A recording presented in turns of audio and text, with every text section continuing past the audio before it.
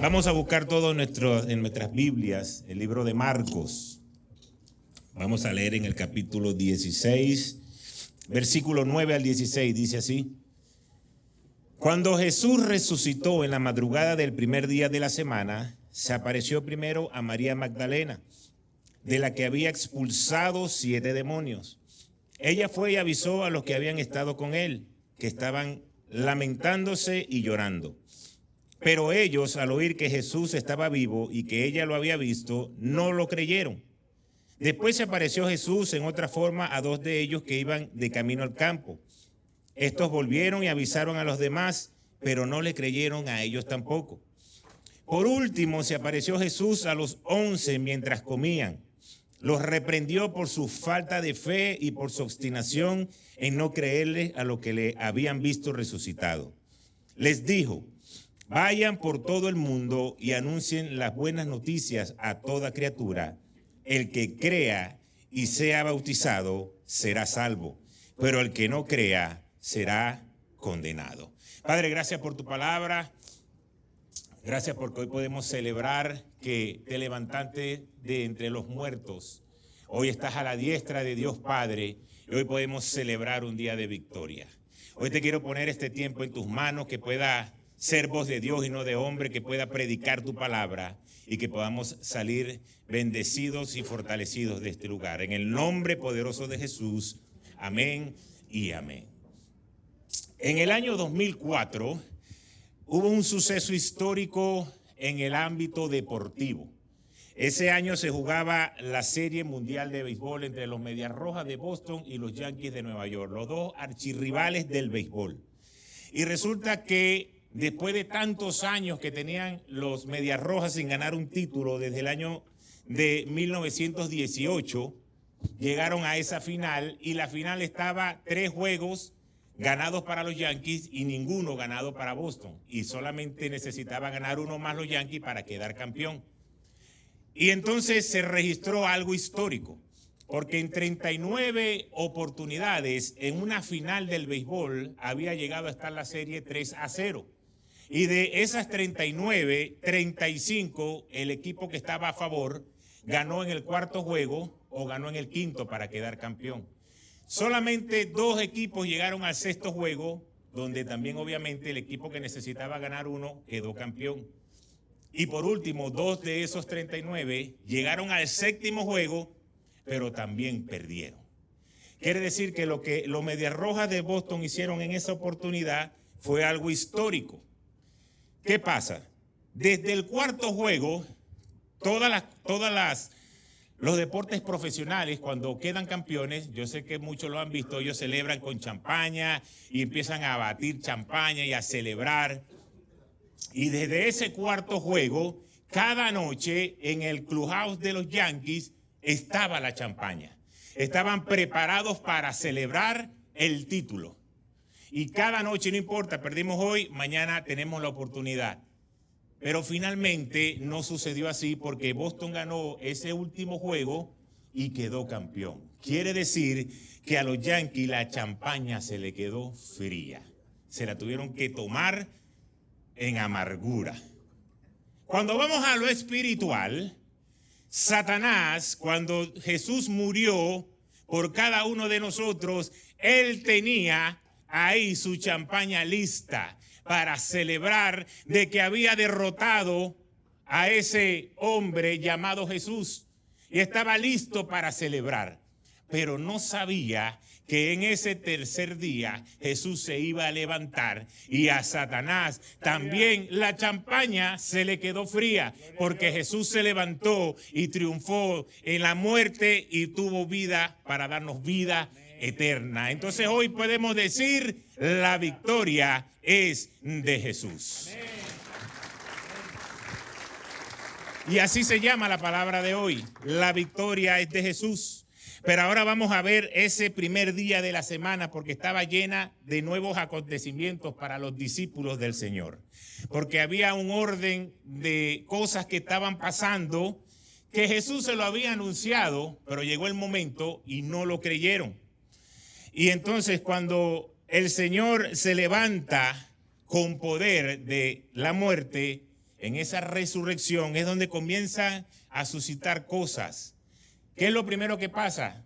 Aquel que acepta ese sacrificio de lo que el Señor hizo, pasa de muerte a vida. Era la razón principal por la cual el Señor había muerto por nosotros, por lo que nosotros teníamos que haber pasado. Ahora, el Señor le dijo a sus discípulos, tengo poder, yo tengo el poder suficiente para poner mi vida, pero también tengo poder para volver a tomarla. Y Él había decidido tomar libremente algo que había sido dado para nosotros, que era la vida.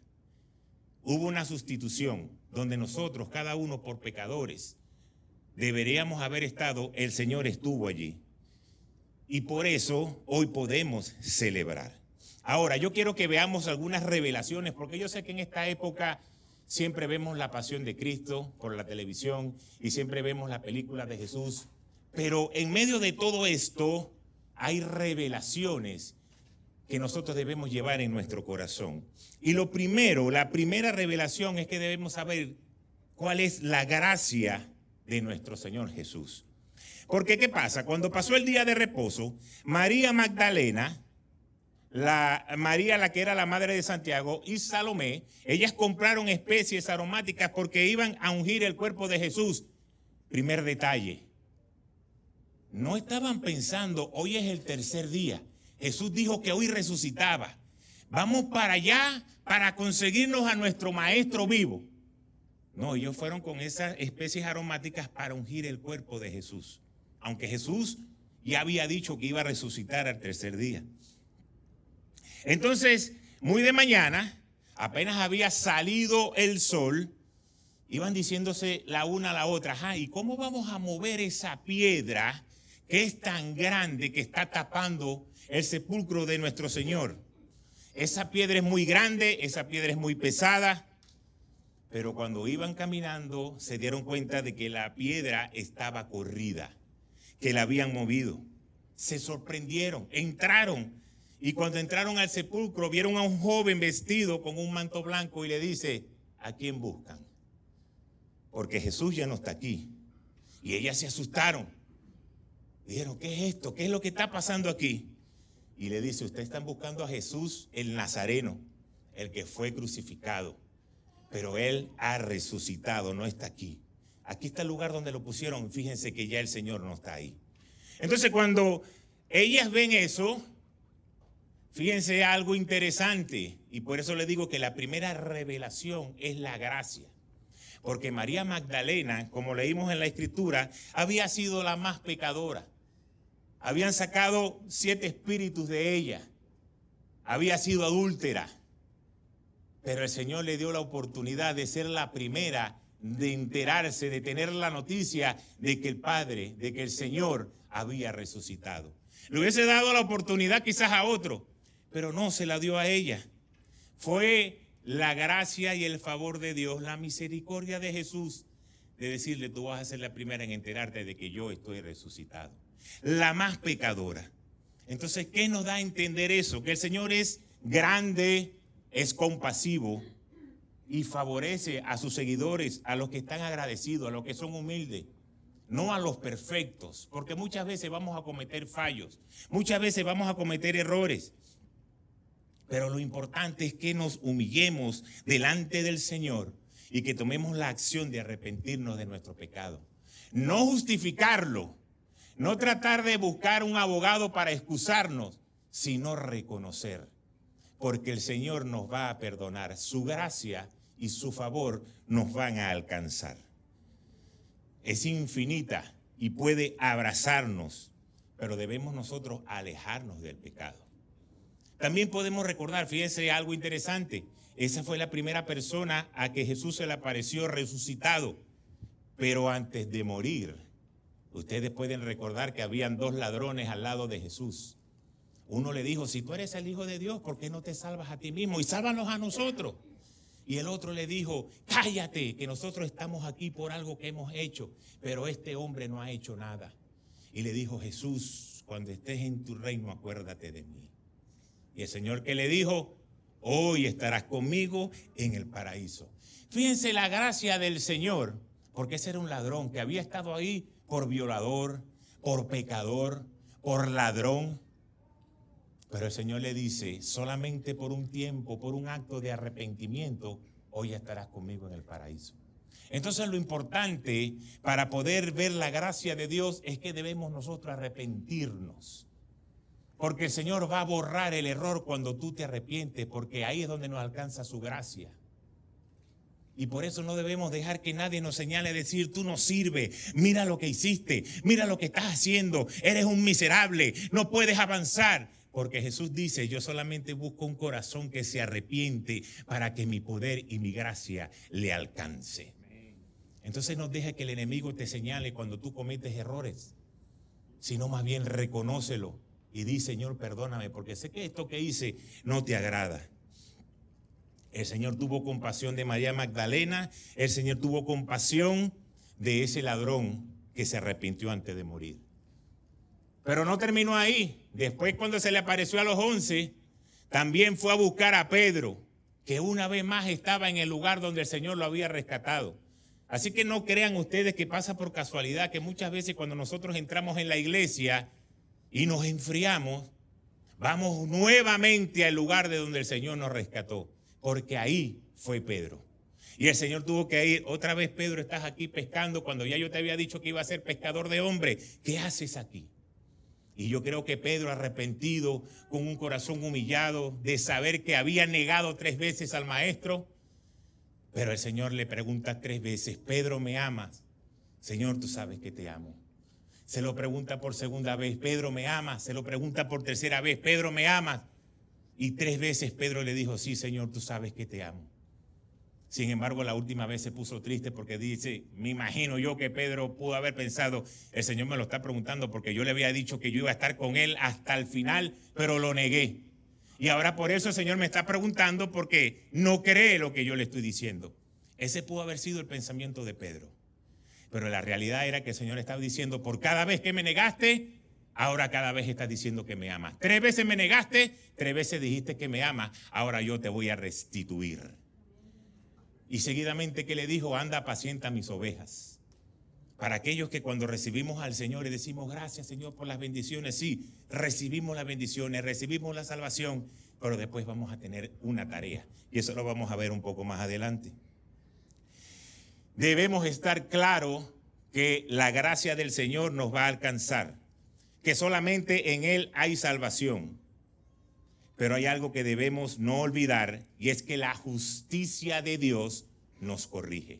Vamos a ver lo que dice la palabra en Hebreos 10, versículo 26. Si después de recibir el conocimiento de la verdad, pecamos obstinadamente, ya no hay sacrificio por los pecados. Solo queda una aterradora expectativa de juicio, el fuego ardiente que ha de devorar a los adversarios. Cualquiera que rechazaba la ley de Moisés moría irremediablemente por el testimonio de 2 o 3 testigos. ¿Cuánto mayor castigo piensan ustedes que merece el que ha pisoteado al Hijo de Dios, que ha profanado la sangre del pacto por la cual había sido santificado y que ha insultado al Espíritu de la gracia? Eso es sumamente importante y delicado en nuestra vida como cristianos. Porque yo sé que últimamente la gente se siente bien en la iglesia cuando tú le dices, las promesas de Dios son tuyas. Dios te va a bendecir, Dios te va a prosperar, va a estar todo bien. Pero cuando estamos en el punto de, tienes que caminar derechito. Y quiere que le diga un secreto, todos los que estamos sentados aquí y los que nos siguen por las redes, quizás no, pero ustedes sí, ya vimos el video de lo que el Señor hizo. Ya tenemos el conocimiento de la verdad. Así que cuando nosotros ahora queramos actuar en la carne y decir, yo hago lo que yo quiera, a mí nadie me va a decir cómo yo tengo que actuar. Me parece que así lo voy a hacer y aunque el pastor no le gusta, yo lo voy a hacer. Dice la palabra de Dios que el que sigue y quiere seguir pecando obstinadamente, ¿qué hace? Pisotea la sangre de Cristo. Ya no hay sacrificio que valga. Entonces fíjense que nosotros como iglesia hemos tomado esto de la vida cristiana muy ligero. De que bueno, ya yo estoy yendo a la iglesia, ya yo estoy chévere, ya yo por lo menos ya no voy a las cosas del mundo. Pero el Señor te está dando algo, una instrucción muy importante. que cuando nosotros entramos en ese pacto, somos santificados, entonces vamos a poder recibir la gracia de Dios. Porque dice la palabra en lo que acabamos de leer, que si no hemos insultado el Espíritu de gracia. Entonces significa que debemos conducirnos como verdaderos cristianos. Primero, dejar nuestro pasado atrás de pecado, como lo hizo ese ladrón, se arrepintió, eso es lo primero. Pero luego debe haber una transformación en el corazón. Si no hay una transformación en el corazón, entonces, ¿cómo vamos a decir que somos cristianos? Porque lo primero que pasa cuando tú eres cristiano, cuando tú tienes a Jesús en tu corazón, es que tiene que haber una transformación. No puedes seguir siendo el mismo. Podemos decir somos cristianos, podemos venir a la iglesia, podemos ir a un grupo de amistad, inclusive podemos ser líderes. Pero si no somos transformados, no avanzaremos al siguiente nivel. No vas a perder la salvación, pero no vas a llegar al nivel de lo que Dios ha preparado para ti. Y por eso es que la lucha de nosotros constante es que el enemigo quiere sacarnos del propósito de Dios. Y mientras lo alcance, ahí seguimos dando vueltas sin poder avanzar. Entonces, algo que nosotros debemos entender que no es vestirnos de cristianos, es que debemos vivir como un verdadero cristiano, entendiendo lo que nuestro Señor Jesús hizo en la cruz por cada uno de nosotros. Amén por su amén. Amén. Yo recuerdo un día lluvioso, estaba trabajando y el cuñado de mi hijo jugó Grandes Ligas, Zach Collins, y él nos regaló camisas, chaquetas de los equipos que él había jugado. Y había una impermeable que era de los Toronto Blue Jays. Y como Canadá es una zona de mucho frío, esa chaqueta estaba buena porque la lluvia caía y parece que las gotas rebotaban. Porque estaba diseñada para el frío, para la nieve. Y yo me puse esa chaqueta un día que estaba lloviendo y llegué a un lugar.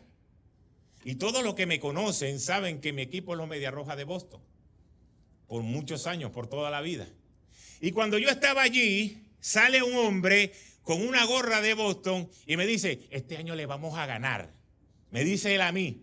Y yo le digo como que, ¿cómo no vamos a ganar si yo soy de Boston? ¿Cómo tú vas a decir que tú eres de Boston si tú tienes puesto una chaqueta de los Blue Jays? Somos enemigos. Y cuando yo me vi la chaqueta, yo dije, bárbaro. ¿Cómo yo le explico a él? La explicación es muy larga. Yo no le puedo decir, yo soy fanático de Boston desde que jugaba Antonio Armas, pero resulta que esta chaqueta me la regaló el cuñado de mi hijo y entonces yo me la puse porque estaba yo. Es una explicación muy larga. No le podía decir que yo era de Boston porque tenía puesta la chaqueta de Blue Jays. Cualquier parecido con lo espiritual es pura coincidencia, porque muchas veces actuamos de manera igual como actúa el mundo y después queremos dar explicaciones. Las explicaciones son muy largas. Ya yo te vi. Ya yo sé cuál es el testimonio que tú estás dando. No, lo que pasa es que, mira, no es como tú estás. No. El testimonio de lo que estamos haciendo habla de nuestra vida como cristianos. Y por eso debemos actuar como tal, para que la gracia de Dios pueda estar a favor de nosotros.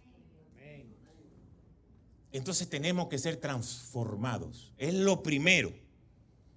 Y muchas veces no logramos alcanzar las promesas que hay para nosotros en la palabra de Dios porque todavía no somos transformados. Todavía tenemos dudas. Pero está bien, dele una palmadita al que está a su lado para que coja ánimo, dele una palmadita y dígale, hasta los discípulos dudaron. Jesús le dice, es necesario que yo muera y que al tercer día resucite. Eso es como que, mire, alguien le diga a usted, mira, yo mañana a las 2 de la tarde voy a estar ahí para entregarte algo. Yo voy a agarrar un avión ahorita, voy saliendo, qué sé yo, para Kansas City, pero mañana a las 2 de la tarde voy a estar aquí porque te voy a entregar algo que necesito darte. Y resulta que tú estás aquí conversando con alguien y tú ves el reloj y es la 1:50 y viene alguien corriendo y dice, mira, la persona que te dijo esto está allá afuera. Y tú digas, no, yo no creo, eso es imposible. ¿Cómo él va a agarrar un avión para allá y va a regresar? Si ya te lo dijo que iba a estar y alguien te trae la noticia de que el hombre está llegando, ¿cómo lo vas a dudar? Pero los discípulos de Jesús que lo vieron hacer milagros, que caminaron con él por 3 años, que se sentaron con el maestro, vienen y le dicen, el hombre resucitó. La reacción tenía que ser, wow, gloria a Dios, lo que dijo se cumplió, porque mi corazón lo ha creído. No, pero empezaron a dudar. Hasta que no lo vieron, no creyeron. Y por eso el Señor le dijo, ustedes van a tener que testificar de mí para que empiecen a creer realmente quién soy yo. Entonces, podemos fallar. No estoy predicándole a perfectos, porque ni siquiera nosotros lo somos. Solamente el Señor no cometió pecado.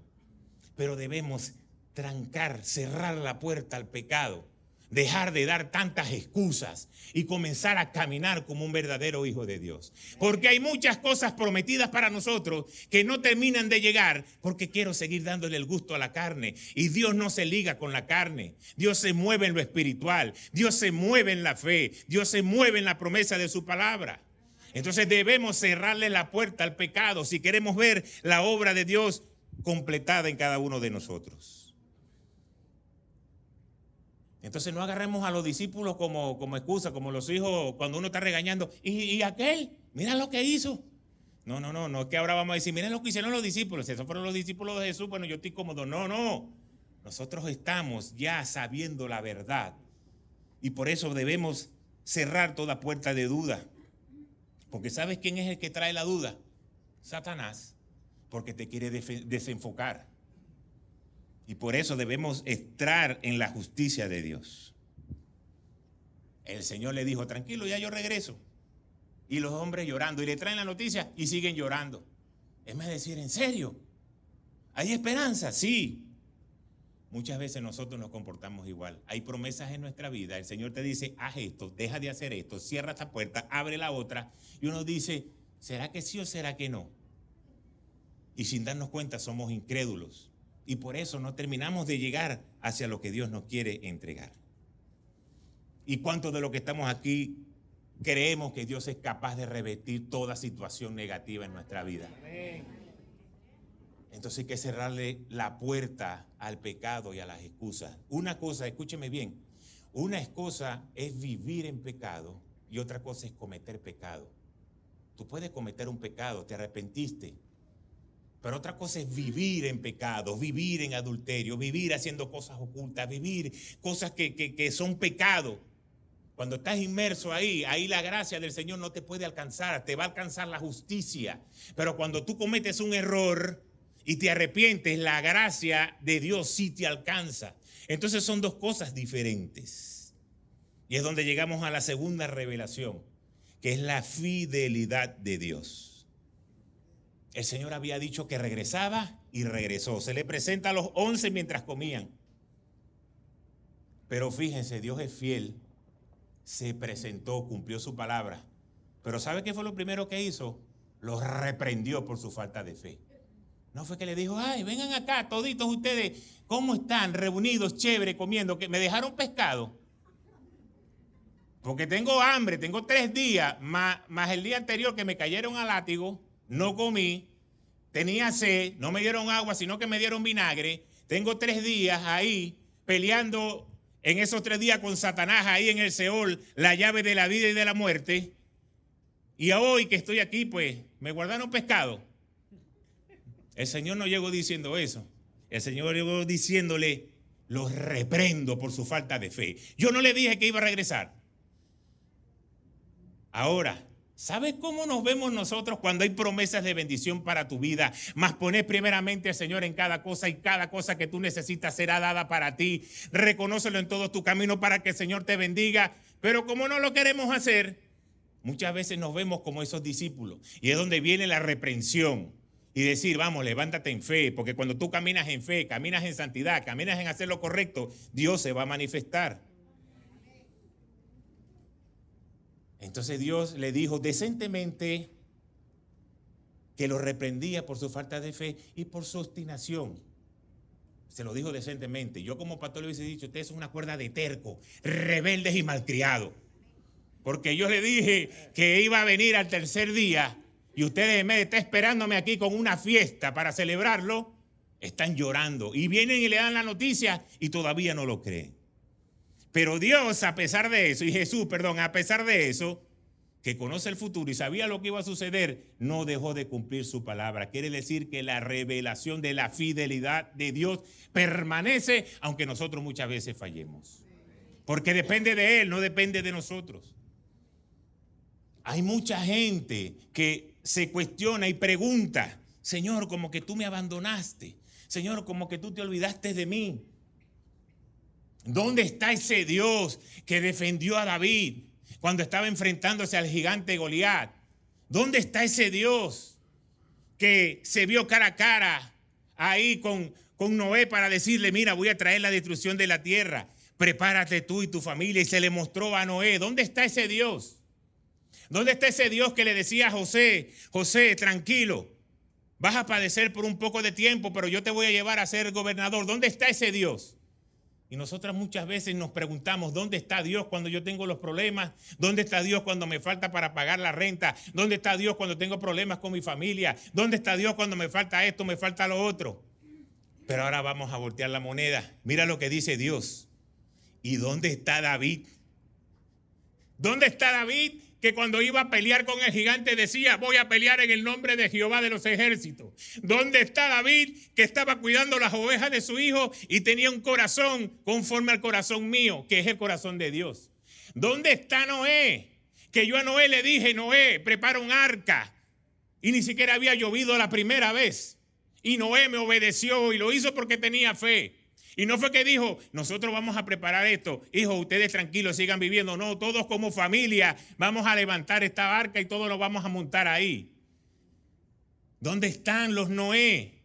¿Y dónde están los José? Que a pesar de estar pasando procesos y estar pasando cosas negativas en su vida, dice la palabra de Dios que todo lo que hacía agradaba a Dios. Y por eso Dios en el lugar donde estaba, en la cárcel, lo prosperaba. Como esclavo lo prosperaba hasta finalmente llegar a ser el gobernador. Entonces muchas veces nosotros cuestionamos a Dios como que Dios es el culpable, pero Dios te está diciendo, ¿dónde estás tú? Como hijo mío que no quieres obedecer, que no quieres hacer lo que dice la palabra, sino que quieres vivir la vida como el resto del mundo. Entonces, si la seguimos viviendo como el resto del mundo, pues vamos a tener los resultados del resto del mundo. Porque hay algo que el Señor ve cuando recordamos esa historia de David. Dios no ve la apariencia, Dios ve el corazón. Y por eso Él reconocía que en el corazón de David había un hombre conforme a lo que Él quería, a lo que Dios quería. Y yo sé que mucha gente, el enemigo los entrampa tanto que tienen miedo de acercarse a Dios. Porque piensan, si yo me acerco tanto a Dios, Dios me va a revelar todo lo malo que yo puedo tener en la vida. Y yo hay cosas en mi vida que no las quiero abandonar. Y por eso mejor como que yo soy cristiano hasta ahí, poco a poco, no me empujen más para allá. Pero si nosotros supiéramos o entendiéramos que cada vez que nos acercamos a Dios, hay nuevas puertas de bendición que se abren para nuestras vidas. La palabra dice que Él y sus misericordias son nuevas cada día. Que quiere decir que lo más grande que tú puedas imaginarte hoy, para Dios eso es una cosa pequeña, porque mañana te va a dar algo más grande y algo superior. Pero Él quiere que nosotros entremos en comunión, porque Él sigue siendo fiel. Muchas veces nosotros fallamos y Dios sigue siendo fiel. Muchas veces nosotros le damos la espalda y Dios sigue siendo fiel. Muchas veces salimos corriendo para el trabajo, ni siquiera leemos la Biblia, ni siquiera oramos y Dios sigue siendo fiel. Todavía sus ángeles están contigo acompañándote en el carro, en el cuidado, para que no te pase nada, pero tú ni siquiera oraste, pero Dios sigue siendo fiel. Esa revelación de la fidelidad de Dios se vio ahí en la cruz cuando Él cumplió lo que había ofrecido. Porque como ser humano o como humano pudo haber dicho, esto es muy fuerte para mí. Señor, pasa de mí esta copa, pero que no se haga mi voluntad sino la tuya. Entonces es algo que nosotros debemos hacer, acercarnos al Señor, porque sabemos que Él es fiel y justo para perdonar todo nuestro pecado y toda maldad. Fíjense lo que dice Juan 17, 6 al 9. Y eso lo dice para ti que eres escogido. A lo que me diste del mundo le he revelado tu nombre. Eran tuyos. Tú me los diste y ellos han obedecido tu palabra. Ahora saben que todo lo que me has dado viene de ti. Porque le he entregado las palabras que me diste y ellos las aceptaron. Saben con certeza que salí de ti y han creído que tú me enviaste. Ruego por ellos. No ruego por el mundo, sino por lo que me has dado, porque son tuyos. Tú puedes entender que hoy Dios recibe un ruego de Jesús por cada uno de nosotros. Que a pesar de que muchas veces no hacemos lo que tenemos que hacer, el Señor sigue rogando porque han entendido, estos son los hijos de Dios. Yo no ruego por el mundo que siga haciendo lo que le da la gana. Yo ruego por los hijos de Dios. Entonces fíjense, si el Señor lo hace de esa manera, en nuestra lucha mental, porque yo sé que muchas veces tenemos lucha entre hago esto, hago lo otro. ¿Cómo yo prefiero darle rienda suelta a la carne antes de entender, Dios no está rogando por el mundo? ¿Por qué yo quiero ser como el mundo si Dios no está cuidando al mundo? Dios ruega por mí, por los hijos de Dios. Entonces yo quiero llenarme de lo de Dios. Yo quiero ser espiritual. Fíjense la lucha que hay en la mente de nosotros diariamente. Pero el Señor sigue rogando y sigue teniendo esa estrecha relación. Una revelación que yo les puedo dar hoy. Cuando tú digas, yo no sé cuánto lo has dicho, no le voy a decir que levanten la mano, pero yo no sé cuántas veces nosotros podemos decir, ¿será que Dios se olvidó de mí? Esa es una frase muy común cuando nos está yendo mal. Pero déjame decirte una revelación, cuando tú no sientes la presencia de Dios, no fue porque Dios se alejó de ti, fue porque tú te alejaste de Él, porque Él sigue estando ahí. Pero si no lo sientes, si sientes que es igual estar o no estar, entonces nosotros es, sin darnos cuenta, lo que nos hemos alejado de Dios. Muchas veces me preguntan, pastor, ¿y qué pasa si uno falta un domingo a la iglesia? Si uno no va a la iglesia. ¿Eso es pecado? Y yo le digo, la palabra de Dios es clara. La palabra de Dios dice, no dejen de congregarse como aquellos que tienen por costumbre. Quiere decir que si yo todos los días me tomo un café en las mañanas, ¿cuál es mi costumbre? Tomar café. Si un día yo dejé de tomar café, la costumbre no es dejar de tomar café. La costumbre es que yo tomo café. Si tú vienes a la iglesia regularmente y un día faltaste a la iglesia, entonces no es lo que haces regularmente. Fue algo que pasó específicamente ese domingo porque algo ibas a hacer. Entonces no es la costumbre que tú tienes de faltar a la iglesia. Entonces sí puede faltar un domingo. Si tienes una actividad, si tienes... Eso no está mal. El problema, ¿sabes cuál es? Que yo se lo digo a la gente que me pregunta. El problema es cuando tú no extrañas estar el domingo en la iglesia. Ese es el problema. Cuando tú estás fuera en la otra actividad y tú no añoras el estar ese domingo en la iglesia, ahí es donde hay un problema, porque ahí quiere decir que mi corazón no está pegado muy a Dios. ¿Por qué? Ahora le voy a voltear la moneda. Imagínense que, es más, le voy a poner el ejemplo mío, para no comprometer a nadie. A mí me regalan una entrada hoy y dicen, mire, tome pastor, para que vaya a ver el juego de los Yankees y Boston allá en Boston, en el Fenway Park. Boleto pago, hotel pago, y aquí está la entrada. ¿Cuándo es el juego? El sábado. Ok. Y resulta que el viernes pasó una situación y yo no pude ir al juego. Y el sábado nos tocaba, entonces, como no viajé, había una pareja que nos tocaba atender como matrimonio. Y estamos ahí sentados en la mesa y le estamos ministrando y cabezón, ponte las pilas, que tú tienes que hacer esto y tú obedece a tu esposo y este y lo otro. Pero la mente mía, ¿qué está pensando? Miércoles, si yo tengo la entrada y ponen el juego para él, yo tenía la entrada para ir para ese juego. Y no fui para ese juego y estoy aquí, pero mi mente está allá, que yo quería estar en ese juego. Porque esa es mi pasión, eso es lo que yo quería hacer. Cuando tú faltas a la iglesia y tú dices, a mí no me importa, bueno, falté porque falté, y no siente, me estoy perdiendo la palabra de Dios, me estoy perdiendo adorar a Dios, me estoy perdiendo estar en comunión con mis hermanos. Ahí es donde tú tienes que hacerte una autoevaluación y ponerte alerta, cómo está mi comunión con Dios. Entonces sí puede faltar, pero ¿cuánto te afecta o cuánto anhela, mejor dicho, saber que te estás perdiendo algo que el Señor está trayendo a su pueblo en el lugar de reunión? Entonces fíjense, la fidelidad de Dios va a ser siempre, a pesar de lo que nosotros hagamos, y por eso podemos vivir tranquilos.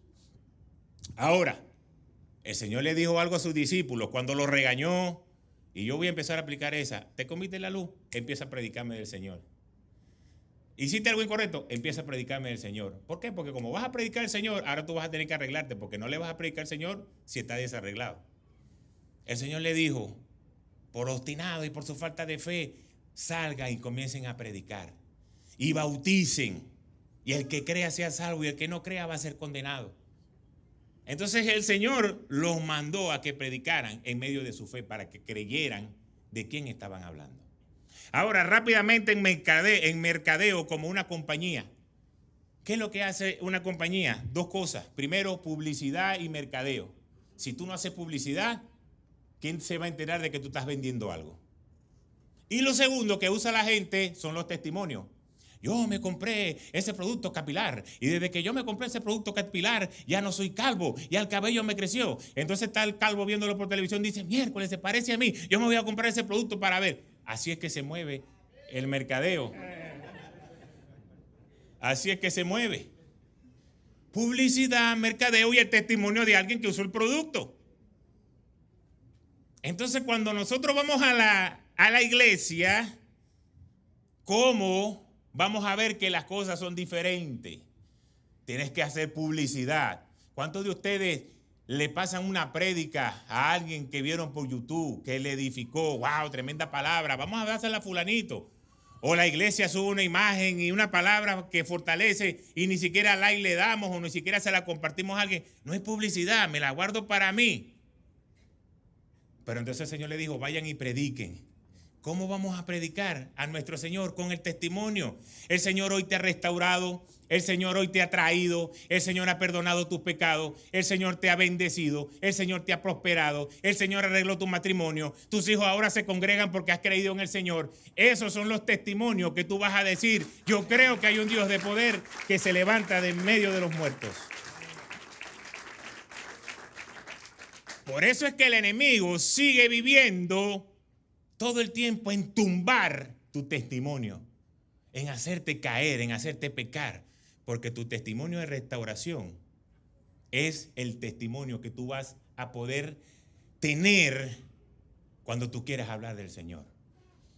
Yo muchas veces se lo comparto a los discípulos. Ustedes no saben cuántas veces estábamos jugando softball cuando yo estaba allá en la empresa en PDVSA. Bueno, era Petrosuata. Y terminaban esos juegos 1 de la tarde en Barcelona o Puerto La Cruz. Estaba pegando 45 grados centígrados, el calor a todo lo que daba.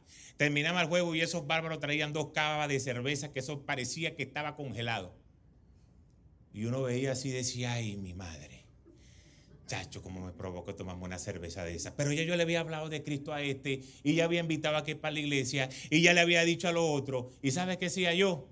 Tráigame una malta, maltín polar.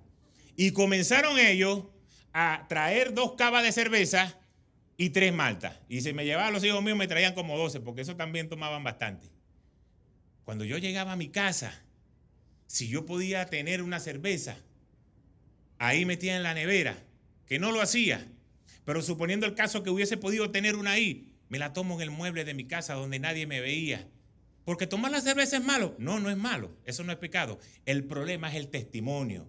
Entonces la misma gente con que tú estás sentada allí jugando pelota, cuando tú le vas a hablar de Cristo, mira, es que Cristo te ama, ¿qué me vas a hablar tú, papá, si tú haces lo mismo que yo? Porque esos no son pensamientos que vienen del hombre, esos son pensamientos que Satanás pone. Y como te agarran fuera de base y no sabes cómo defenderte, bueno, dale, está bien, el domingo nos vemos en la iglesia.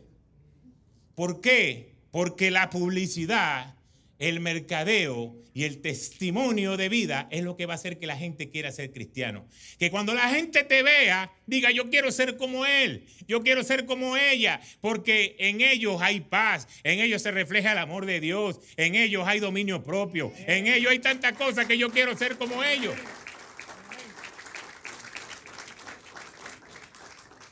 Pero la revelación de la fidelidad de Dios es que a pesar de que fallamos, Él sigue siendo fiel. Y lo tercero y último de la revelación de la resurrección para nosotros es que debemos testificar a un Cristo resucitado. ¿Cuántas veces nosotros nos ponen video y nos ponen cosas que listen, que esto, que lo otro? No, si tú te sabes la verdad. No es que vas a empezar ahora a un contrapunteo de religión. Pero ¿por qué tú le vas a aceptar algo que te viene a decir alguien si tú conoces la verdad? Y te quedas callado, que yo no quiero tener conflicto, pero que todo el mundo crea. Y una de las cosas que yo le decía siempre a la gente, mira, ¿cómo tú vas a evitar los chismes? Cuando alguien te diga algo, confróntalo con la otra persona, porque la Biblia dice que todo parece que es verdad hasta que le preguntan a la otra parte. Entonces no te quedes con una sola versión. Yo recuerdo en esa época que le estoy hablando, ahora trabajando en la empresa, cuando a mí me venían a decir un chisme, yo lo montaba en la van, en el jeep que yo tenía. Y me acuerdo, nunca se me olvida esto, porque eso era que aquel dijo de ti, que aquel dijo, que el otro dijo, que...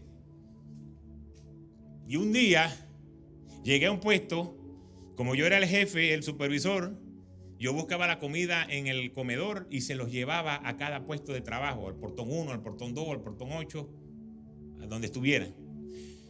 Cuando fui a que estaba ahí, mira que fulanito que estaba en otro portón, no, que fulanito está diciendo esto de ti, que está hablando que este... bueno, dale, tranquilo. Fui y se la llevé al otro portón, que habían dos. Agarré uno que estaba allá y lo traje aquí. Y le dije, vente, acompáñame para que me ayudes a repartir la comida, para ver qué fue lo que dijo el hombre. Bueno, que dijo que tal, que pico, que esto y que lo otro, que te decía. Fui repartiendo la comida, pam, y dejé de último al que él me dijo. Y le dije, ven acá, ven, bájate. Y me puse al lado y le dije, dime qué fue lo que me dijiste que él había dicho de mí.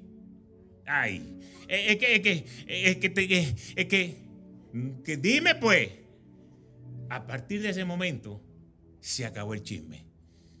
Yo no sé si ellos seguían chismeando entre ellos, pero a mí no me habían a tarea de chisme porque sabían, si este lo hizo aquí así, este me va a poner enfrente del otro. Entonces, ese testimonio nosotros tenemos que guardarlo, y lo que tú debes predicar es predicar a un Cristo resucitado, no lo que todo el mundo diga, sino la verdad que ha establecido el Señor en su palabra. ¿Por qué? Porque eso es poder de Dios. Y el deseo que tiene nuestro Señor era darle poder a los discípulos. No de que yo me voy y bueno, ustedes vean cómo carrizas se van a defender aquí ahora que yo no estoy, sino que le entregó poder.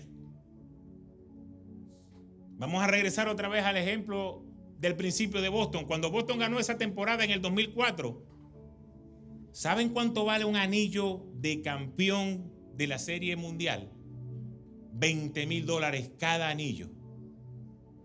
Y el de Boston de ese año tuvo un valor de $25,000, $5,000 más caro que todo lo que habían sacado antes. ¿Saben por qué? Porque era un título que habían anhelado tanto por tantos años que el dueño dijo, bótate. Tenía ¿cómo se dice? Tenía diamantes incrustados en la letra del equipo, y por eso tenía un valor muy grande. Cuando tú decides seguir al Señor, el Señor se saca un anillo y te sella como hijo de Dios y te dice, toma, este anillo tiene más valor que lo que el mundo te puede ofrecer. Y con este anillo yo te estoy sellando como un hijo mío. Y por eso que cuando aceptamos el sacrificio de Jesús en la cruz, el Señor saca un anillo que vale más que $25,000. Porque puede ser que se pierde, se lo roben, o que cuando la gente parta se lo lleven la urna y se fue. Pero lo de Jesús permanece para siempre. Ese anillo, que tiene un precio de sangre, tiene más valor que cualquier otra cosa. Y hoy el Señor ha sacado el anillo y te lo ha puesto y te ha sellado como un hijo de Él.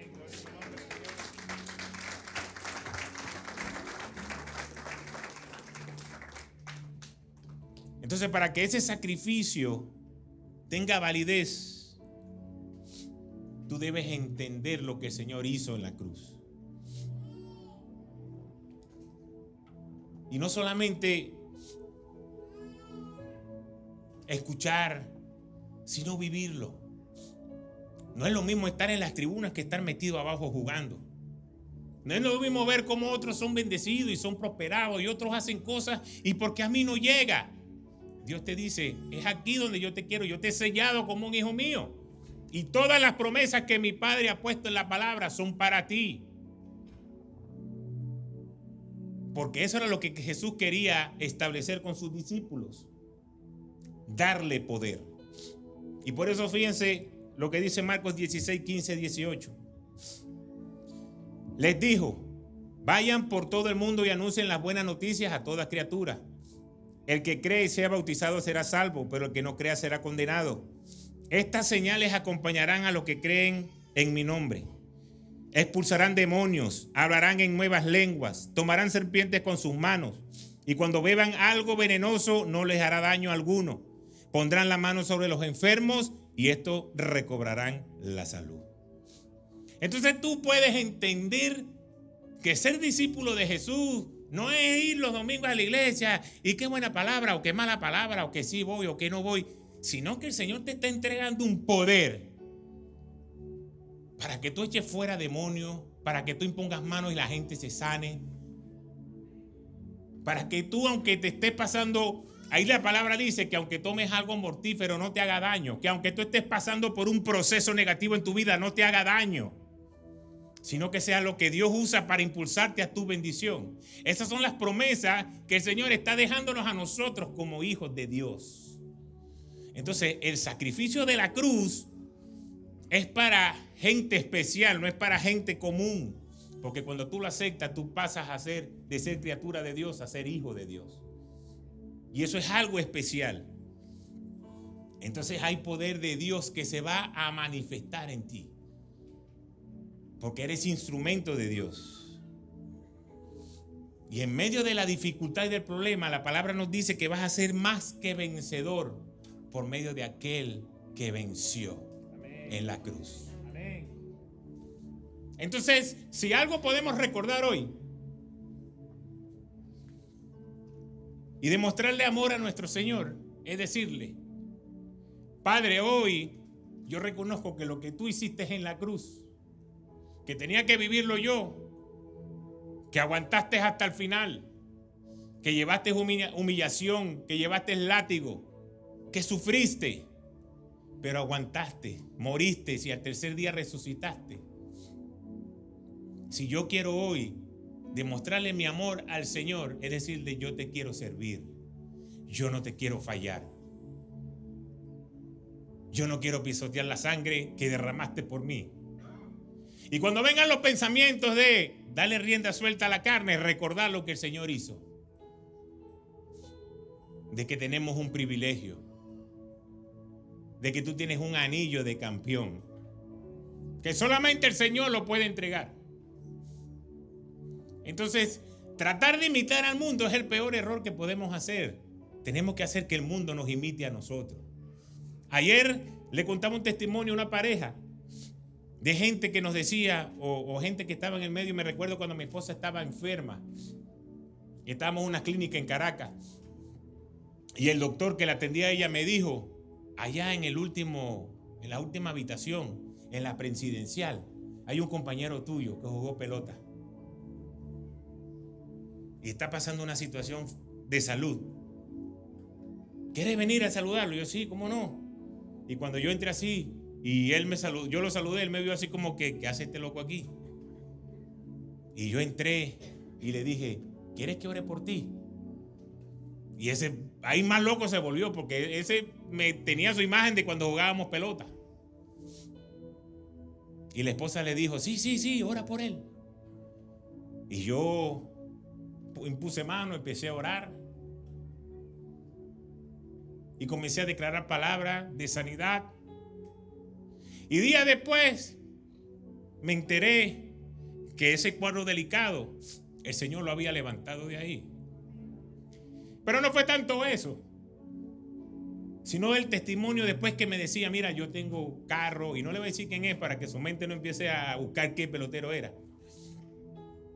Yo tengo carro, tengo yate, tengo dinero, pero yo quisiera tener lo que tú tienes, porque lo que tú me traíste ese día a la habitación fue una paz que sobrepasa todo entendimiento.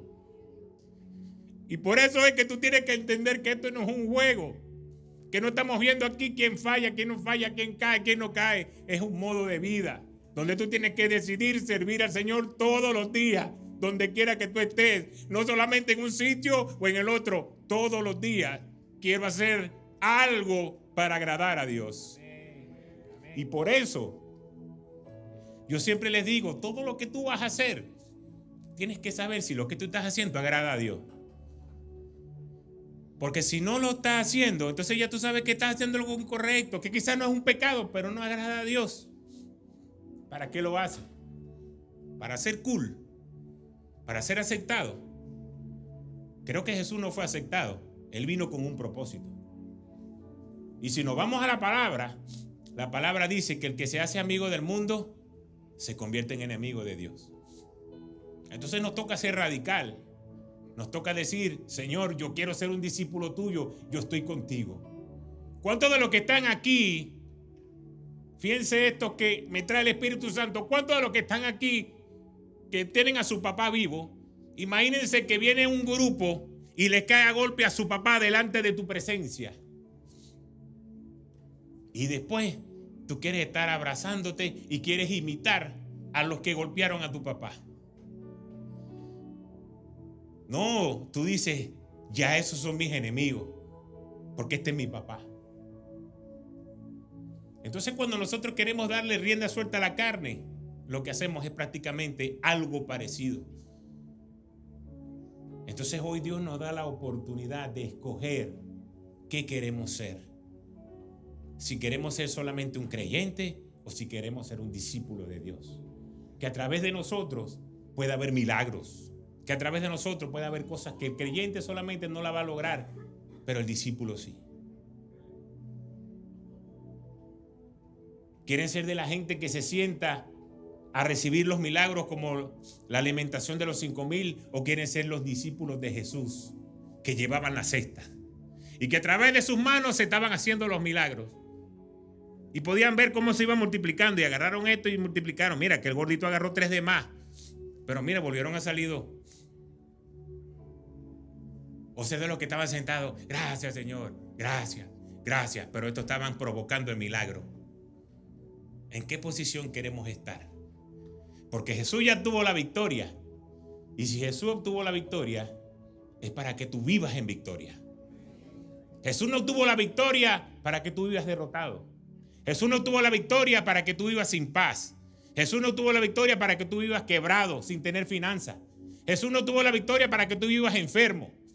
Jesús tuvo la victoria para que tú seas bendecido y prosperado hasta que sobreabunde. Entonces debemos decidir qué queremos hacer con nuestra relación con el Señor. Amén. Padre, gracias por tu palabra. Gracias, Señor, porque podemos recibir la salvación, la sanidad, la libertad por ese sacrificio que hiciste en la cruz. Hoy, Señor, te quiero pedir que perdones todas nuestras iniquidades, todas cosas que hacemos de manera inocente o de manera de rebeldía, pero que finalmente no te agradan a ti. Ayúdanos, Señor, a vivir conforme a tu palabra, a querer ser unos hijos tuyos, dignos hijos tuyos de llevar tu palabra, de ser multiplicadores, de llegar a sitios, de imponer manos, que la gente reciba sanidad, que la gente reciba liberación, que lleguemos a un espacio y la gente diga, wow, yo quiero tener eso que tú tienes, eso que está encima de ti, no sé cómo explicarlo, pero tienes algo. Que sea tu Espíritu Santo guiándonos a toda verdad. Que podamos marcar la diferencia, así como lo hiciste tú, que viniste a morir para que yo pueda tener vida eterna y todos los que han aceptado tu sacrificio. Bendícenos, Señor, y gracias por este tiempo que lo ponemos en tus manos. En el nombre poderoso de Jesús. Amén, amén y amén. Dios me los continúe bendiciendo.